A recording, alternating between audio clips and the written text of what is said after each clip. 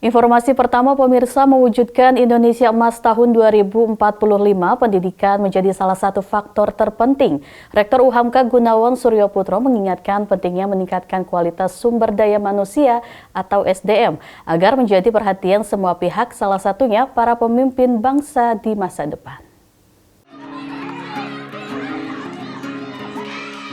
Indonesia akan mengalami usia emas pada tahun 2045.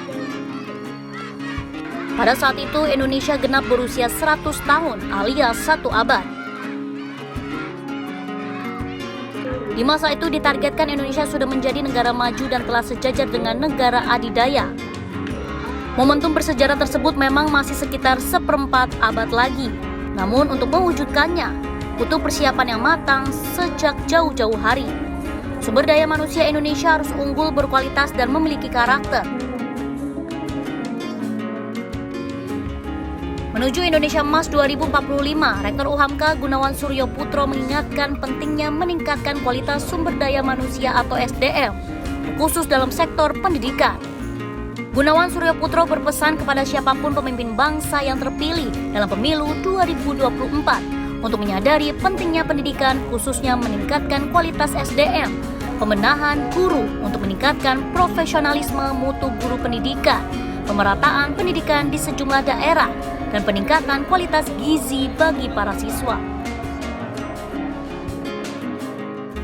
Kita berharap pendidikan ini menjadi program pemerintah yang akan datang, khususnya siapapun yang akan memenangkan pemilihan presiden ini. Karena sebetulnya pendidikan ini semua orang sudah mengakui sebagai investasi yang sangat berharga. Jadi perlu disadari dengan pendidikan ini sumber daya manusianya meningkat, maka tentu akan berdampak kepada berbagai lini dan sektor untuk pembangunan Indonesia. Jadi jangan sampai pendidikan ini kebijakan pendidikan ini diabaikan. Perlu dibenahi itu sebetulnya yang pertama guru-gurunya. Nah itu ya, guru-gurunya.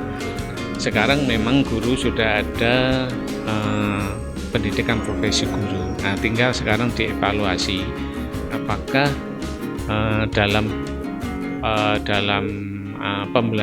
dalam proses pendidikan profesi guru ini betul-betul guru akan berdampak kepada peningkatan kualitas siswa. Ini perlu dievaluasi. Jadi tidak sekedar target jumlah guru yang profesional saja, tetapi juga apakah profesionalnya guru itu berdampak kepada peningkatan kualitas siswa-siswa.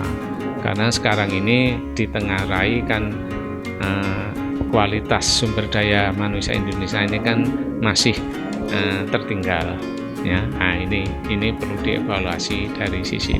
Lalu yang kedua tentu di sana sini itu masih banyak fasilitas-fasilitas sekolah ya di daerah-daerah yang perlu dibenahi. Ini menjadi perhatian juga pemerintah daerah. Jadi jangan sampai mengabaikan fasilitas-fasilitas sekolah dan akses ke sekolah. Yang ketiga, memang ini kalau gurunya sudah profesional, akses sekolahnya itu bagus, berarti tinggal siswanya. Ya siswanya ini harus memiliki gizi yang cukup.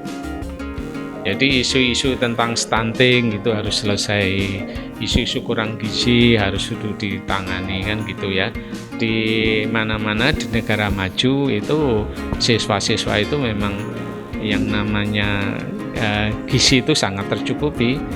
Nah kita ini biasanya masih mengalami kendala itu. Ini menjadi perhatian betul, jadi satu itu tentang gizi sumber daya manusia, gizi siswanya, kesehatan siswanya, kedua fasilitas aksesnya yang memadai, lalu gurunya yang profesional.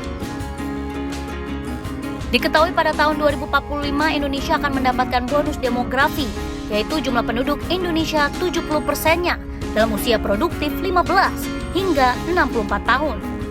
Sedangkan sisanya 30% merupakan penduduk yang tidak produktif, usia di bawah 14 tahun dan di atas 65 tahun pada periode tahun 2020 hingga 2045. Jika bonus demografi ini tidak dimanfaatkan dengan baik, akan membawa dampak buruk, terutama masalah sosial seperti kemiskinan, kesehatan yang rendah, pengangguran, dan tingkat kriminalitas yang tinggi. Melihat dari fakta yang akan dihadapi Indonesia tersebut, bonus demografi memang tidak bisa dihindari. Far Ariski, Yunus Priyonggo memberitakan dari Jakarta.